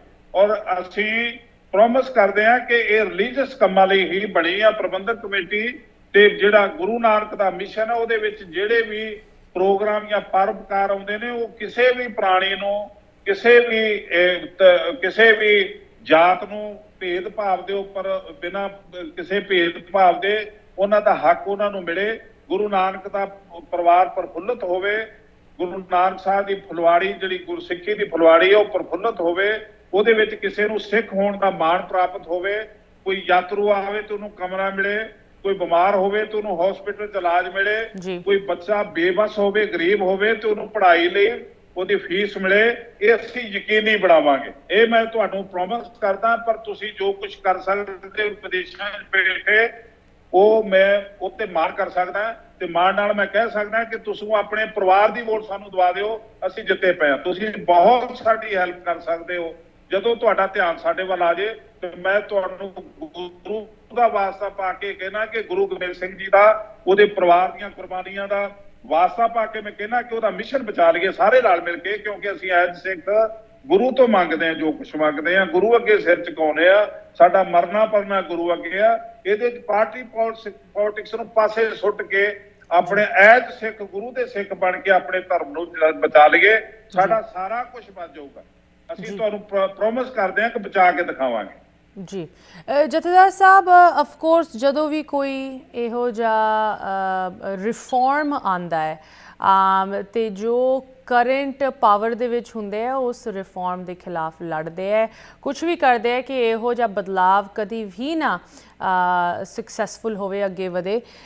ਕੀ ਤੁਹਾਨੂੰ ਲੱਗਦਾ ਹੈ ਕਿ ਬਾਦਲ ਪਰਿਵਾਰ ਵੱਲੋਂ ਅਸੀਂ ਕੁਝ ਇਹੋ ਜਿਹਾ ਰਿਐਕਸ਼ਨ ਐਕਸਪੈਕਟ ਕਰ ਸਕਦੇ ਹਾਂ ਉਹਨਾਂ ਦੇ ਵੱਲੋਂ, ਅਗਰ ਅਸੀਂ ਕੋਈ ਬਦਲਾਵ ਲੈ ਕੇ ਆਉਣ ਦੀ ਕੋਸ਼ਿਸ਼ ਕਰਦੇ ਹਾਂ? ਕੀ ਅਸੀਂ ਰਿਐਕਸ਼ਨ ਵੇਖ ਸਕਦੇ ਹਾਂ? ਉਹਦੇ ਨਾਲ ਕਿਸ ਤਰ੍ਹਾਂ ਤੁਸੀਂ ਸੋਚਦੇ ਹੋ ਝੇਲਣਾ ਚਾਹੀਦਾ ਪੰਜਾਬੀਆਂ ਨੂੰ? ਦੇਖੋ, ਅਸੀਂ ਬਾਦਲ ਦਾ, ਮੈਂ 22-23 ਸਾਲ ਤੋਂ ਮੈਂ ਬਾਦਲ ਦਾ ਵਿਰੋਧ ਕਰਦਾ ਰਿਹਾ, ਨੰਗੇ ਧੜ। ਮੇਰੇ ਕੋਲ ਕੋਈ ਸਰਕਾਰ ਨਹੀਂ, ਮੇਰੇ ਕੋਲ ਕੋਈ ਪਾਵਰ ਨਹੀਂ, ਤੇ ਮੈਨੂੰ ਚੰਗੀ ਤਰ੍ਹਾਂ ਪਤਾ ਹੈ ਬਾਦਲ ਦੇ ਪੱਲੇ ਫੱਕਾ ਨਹੀਂ, ਬਾਦਲ ਦੇ ਪੱਲੇ ਕੱਖ ਨਹੀਂ, ਉਹਦੇ ਭਾਂਡੇ ਮੁੱਧੇ ਹੋਏ ਪਏ ਨੇ। ਉਹਨੂੰ ਬਚਾ ਰਹੀ ਤੇ ਸੈਂਟਰ ਸਰਕਾਰ ਨੇ ਬਚਾਇਆ, ਅਜੇ ਤੱਕ ਉਹਨੂੰ ਬਚਾਇਆ ਤੇ ਪੰਜਾਬ ਸਰਕਾਰ ਨੇ ਬਚਾਇਆ। ਉਹ ਇਲੈਕਸ਼ਨ ਨਹੀਂ ਹੋਣ ਦੇ ਰਹੇ। ਜਦੋਂ ਹੁਣ ਇਲੈਕਸ਼ਨ, ਜਿਹੜੇ ਇਲੈਕਸ਼ਨ ਕਮਿਸ਼ਨ ਨਿਯੁਕਤ ਹੋ ਚੁੱਕਾ, ਉਹਨੂੰ ਸਾਲ ਹੋ ਚੁੱਕਾ, ਉਹਨੂੰ ਅਜੇ ਤੱਕ ਉਹਦੀਆਂ ਸਹੂਲਤਾਂ ਨਹੀਂ ਦਿੱਤੀਆਂ ਉਹ ਆਪਣਾ ਪ੍ਰੋਸੈਸ ਸ਼ੁਰੂ ਕਰ ਸਕੇ। ਇਹ ਜਦੋਂ ਅਸੀਂ ਦਬਾਅ ਬਣਾ ਰਹੇ ਹਾਂ, ਜਦੋਂ ਇਹ ਸ਼ੁਰੂ ਹੋਇਆ, ਤੇ ਉਹਨੂੰ ਬਾਦਲ ਜਾਂ ਉਹਦਾ ਕੋਈ ਵੱਡਾ ਵਡੇਰਾ ਵੀ ਇਸ ਪ੍ਰਭਾਵ ਨੂੰ ਨਹੀਂ ਰੋਕ ਪਾਊਗਾ, ਉਸ ਹਨੇਰੀ ਦੇ ਅੱਗੇ ਨਹੀਂ ਆੜ ਪਾਊਗਾ। ਇਸ ਤਰ੍ਹਾਂ ਹੀ ਰੁੜੂਗਾ ਜਿਸ ਤਰ੍ਹਾਂ ਜਹਾਂਗੀਰ ਦਾ ਕੁੱਪਾ ਰੁੜਿਆ, ਜਿਸ ਤਰ੍ਹਾਂ ਉਹ ਆਪ ਲੰਬੀ ਚੋਂ ਹਾਰਿਆ, ਜਿਸ ਤਰ੍ਹਾਂ ਜਲਾਲਾਬਾਦ ਚ ਉਹਦਾ ਪੁੱਤਰ ਹਾਰਿਆ, ਜਿਸ ਤਰ੍ਹਾਂ ਉਹਦਾ ਜਵਾਈ ਪੱਟੀ ਤੋਂ ਹਾਰਿਆ, ਜਿਸ ਤਰ੍ਹਾਂ ਉਹਦਾ ਪੁੱਤਰ ਅੰਮ੍ਰਿਤਸਰੋਂ ਹਾਰਿਆ, ਉਹਦਾ ਸਾਲਾ ਉਹਦਾ ਹਾਰਿਆ, ਜਿਸ ਤਰ੍ਹਾਂ ਉਹਦਾ ਭਤੀਜਾ ਬਠਿੰਡੇ ਚੋਂ ਹਾਰਿਆ। ਇਸੇ ਤਰ੍ਹਾਂ ਪ੍ਰਬੰਧਕ ਕਮੇਟੀ ਦੇ ਵਿੱਚੋਂ ਇਹਨਾਂ ਦਾ ਖਾਨਾ ਖਰਾਬ ਹੋਊਗਾ, ਪਤਾ ਇਹਨਾਂ ਦਾ ਸਾਫ਼ ਹੋਊਗਾ। ਇੱਥੇ ਹਨੇਰੀ ਇਹੋ ਜਿਹੀ ਆਊਗੀ, ਇਹਨਾਂ ਦਾ ਬਚਣਾ ਕੁਛ ਨਹੀਂ। ਤੁਸੀਂ ਮੇਰੇ ਤੇ ਯਕੀਨ ਕਰੋ, ਇਹ ਬਹੁਤ ਵੱਡਾ ਬਦਮਾਸ਼ ਨਹੀਂਗਾ ਸਾਨੂੰ ਰੋਕ ਪਾਵੇ, ਸਾਡਾ ਰਾਹ ਰੋਕ ਪਾਵੇ, ਸਾਨੂੰ ਪਾਰ ਕਰ ਪਾਵੇ, ਬਲਕਿ ਇਹਦੀ ਸਿਆਸਤ ਨੇ ਸਾਨੂੰ ਵੰਡ ਕੇ ਰੱਖਿਆ ਤੇ ਕਿਸੇ ਨੂੰ ਕੌਮ ਦਾ ਦੁਸ਼ਮਣ ਬਣਾਇਆ, ਕਿਸੇ ਨੂੰ ਦੇਸ਼ ਦਾ ਦੁਸ਼ਮਣ ਬਣਾਇਆ, ਕਿਸੇ ਨੂੰ ਪੈਸੇ ਤੇ ਲਾਲਚ ਦੇ ਕੇ ਆਪਣੇ ਨਾਲ ਜੋੜਿਆ। ਸਾਡੀ ਕੌਮ ਦਾ ਇਹਨੇ ਬੇੜਾ ਗਰਕ ਕੀਤਾ ਇਸ ਬੰਦੇ ਨੇ, ਵਰਨਾ ਸਾਡੀ ਕੌਮ ਕਿਸੇ ਤੋਂ ਹਾਰ ਨਹੀਂ ਸਕਦੀ। ਨਾ ਹੀ ਅਸੀਂ ਕੋਈ ਇਹੋ ਜਿਹੇ ਗੁਨਾਹ ਕੀਤੇ ਨੇ ਜਿਹੜੀ ਸਾਨੂੰ ਸ਼ਰਮਿੰਦਗੀ ਹੋਣੀ ਪਵੇ ਕਿਸੇ ਸਰਕਾਰ ਤੋਂ। ਜੀ ਜੀ, ਜਥੇਦਾਰ ਸਾਹਿਬ, ਜੋ ਤੁਹਾਡਾ ਇਹ ਮਿਸ਼ਨ ਹੈ, ਇਸ ਮਿਸ਼ਨ ਨੂੰ ਲੈ ਕੇ, ਇਸ ਮੂਵਮੈਂਟ ਨੂੰ ਲੈ ਕੇ ਅਖੀਰ ਦੇ ਵਿੱਚ ਤੁਸੀਂ ਕੁਝ ਕਹਿਣਾ ਚਾਹੋਗੇ ਪ੍ਰੋਗਰਾਮ ਦੀ ਸਮਾਪਤੀ ਤੋਂ ਪਹਿਲੇ? ਲੰਬੇ ਸਮੇਂ ਲਈ ਕੀ ਮਿਸ਼ਨ ਦੇ ਗੋਲਸ ਹੈ ਤੇ ਕਿਸ ਤਰ੍ਹਾਂ ਲੋਕਾਂ ਨੂੰ ਜੁੜਨਾ ਚਾਹੀਦਾ? ਤੁਸੀਂ ਵੋਟਾਂ ਬਾਰੇ ਆਲਰੇਡੀ ਸਾਨੂੰ ਦੱਸ ਚੁੱਕੇ ਹੋ, ਕੋਈ ਹੋਰ ਲਫ਼ਜ਼ ਅਖੀਰ ਦੇ ਵਿੱਚ ਤੁਸੀਂ ਕਹਿਣਾ ਚਾਹੋਗੇ? ਮੈਂ ਤਕਰੀਬਨ 5 ਸਾਲ ਤੋਂ ਪੰਥਕ ਅਕਾਲੀ ਲਹਿਰ ਬਣਾ ਕੇ ਸਾਡੇ ਨਾਲ ਜੁੜੇ ਹੋਏ ਨੇ ਤੇਜਾ ਸਿੰਘ ਸਮੁੰਦਰੀ ਤੇ ਪੋਤਰੇ ਜਗਜੀਤ ਸਿੰਘ ਸਮੁੰਦਰੀ। ਇਹਨਾਂ ਦੇ ਇਹੋ ਜਿਹੇ ਪਰਿਵਾਰ ਜਿਹੜੇ ਅਕਾਲੀ, ਜਿਹਨਾਂ ਦੀ ਬੈਕਗ੍ਰਾਉਂਡ ਅਕਾਲੀ ਆ, ਜਿਹੜੇ ਅਫਸਰ ਰਿਟਾਇਰ ਹੋਏ ਨੇ, ਜਿਹੜੇ ਸਿਆਸੀ ਨਹੀਂ, ਉਹਨਾਂ ਲੋਕਾਂ ਨੂੰ ਅਸੀਂ ਨਾਲ ਇਕੱਠੇ ਕਰਕੇ ਇੱਕ ਪਾਰਟੀ ਬਣਾਈ ਆ ਪੰਥਕ ਅਕਾਲੀ ਲਹਿਰ, ਜਿਹੜੀ ਰਿਲੀਜੀਅਸ ਪਾਰਟੀ ਹੋਊਗੀ, ਜਿਹਦੀ ਰਜਿਸਟ੍ਰੇਸ਼ਨ ਹੋ ਚੁੱਕੀ ਆ। 5 ਸਾਲ ਤੋਂ ਮੈਂ ਉਹ ਮਿਸ਼ਨ ਲੈ ਕੇ ਪਿੰਡ ਜਾ ਰਿਹਾ, ਪਿੰਡ ਜਾ ਕੇ ਮੈਂ ਲੋਕਾਂ ਨੂੰ ਸਮਝਾ ਰਿਹਾ ਕਿ ਸਾਡਾ ਨੁਕਸਾਨ ਇਸ ਤਰ੍ਹਾਂ ਪ੍ਰਕਾਸ਼ ਸਿੰਘ ਬਾਦਲ ਨੇ ਕੀਤਾ, ਇਸ ਤਰੀਕੇ ਨਾਲ ਤੁਸੀਂ ਕਮੇਟੀ ਦਿਓ ਤੇ ਅਸੀਂ ਇਹਨੂੰ ਪੂਰਾ ਕਰ ਸਕਦੇ ਹਾਂ। ਤੇ ਪਿੰਡਾਂ 'ਚੋਂ ਹੁਣ ਮੈਨੂੰ ਪੂਰਾ ਸਮਰਥਨ ਮਿਲ ਰਿਹਾ। ਪਿੰਡਾਂ ਦੇ ਵਿੱਚੋਂ ਮੈਨੂੰ ਆਪ ਲੋਕ ਅੱਗੋਂ ਲੈਣ ਆਉਂਦੇ ਆ, ਆਪਣੇ ਪਿੰਡਾਂ 'ਚ ਮੇਰੀਆਂ ਮੀਟਿੰਗਾਂ ਕਰਾਉਂਦੇ ਆ। ਤੇ ਇਹ ਤਕਰੀਬਨ ਮੌਸਮ ਦੀ ਵਜ੍ਹਾ ਨਾਲ ਜਾਂ ਕਰੋਨਾ ਦੀ ਵਜ੍ਹਾ ਨਾਲ ਥੋੜੀ ਜਿਹੀ ਖੜੋਤ ਆਈ, ਜਾਂ ਕਿਸਾਨ ਮੋਰਚੇ ਦੀ ਵਜ੍ਹਾ ਨਾਲ ਖੜੋਤ ਆਈ, ਨਹੀਂ ਤੇ ਲਗਾਤਾਰ ਰੈਗੂਲਰ ਇਹ ਮੀਟਿੰਗਾਂ ਚੱਲ ਰਹੀਆਂ। ਹੁਣ ਵੀ ਸ਼ੁਰੂ ਨੇ, ਹੁਣ ਵੀ ਅਸੀਂ ਜਦੋਂ ਝੋਨਾ ਲੱਗ ਗਿਆ ਤੇ ਉਸ ਤੋਂ ਬਾਅਦ ਰੈਗੂਲਰ ਸ਼ੁਰੂ ਕਰ ਦਿਆਂਗੇ। ਹਾਲੀ ਵਿੱਚ ਹੋ ਰਹੀਆਂ ਨੇ, ਪਰ ਸਾਨੂੰ ਸਹਿਯੋਗ ਮਿਲ ਰਿਹਾ ਪੂਰੇ ਪੰਜਾਬ ਦੇ ਵਿੱਚੋਂ। ਕੋਈ ਵੀ ਹਲਕਾ ਇਹੋ ਜਿਹਾ ਨਹੀਂ ਜਿੱਥੇ ਸਾਨੂੰ ਕਿਸੇ ਨੇ ਸਹਿਯੋਗ ਨਾ ਦਿੱਤਾ ਹੋਵੇ, ਸਾਡੇ ਤੋਂ ਮੂੰਹ ਮੋੜਿਆ ਹੋਵੇ। ਸਾਨੂੰ ਸਹਿਯੋਗ ਮਿਲ ਰਿਹਾ। ਅਕਾਲਪੁਰ ਸੱਚੇ ਵਾਹਿਗੁਰੂ ਕਿਰਪਾ ਕਰੇ, ਤੁਹਾਡਾ ਬਾਹਰ ਦੇ ਸਿੱਖਾਂ ਦਾ ਸਹਿਯੋਗ ਸਾਡੇ ਨਾਲ ਆਵੇ, ਸੈਂਟਰ ਸਰਕਾਰ ਇਲੈਕਸ਼ਨ ਕਰਾ ਦੇ ਤੇ ਸਾਡਾ ਮੋਰਚਾ ਫਤਿਹ।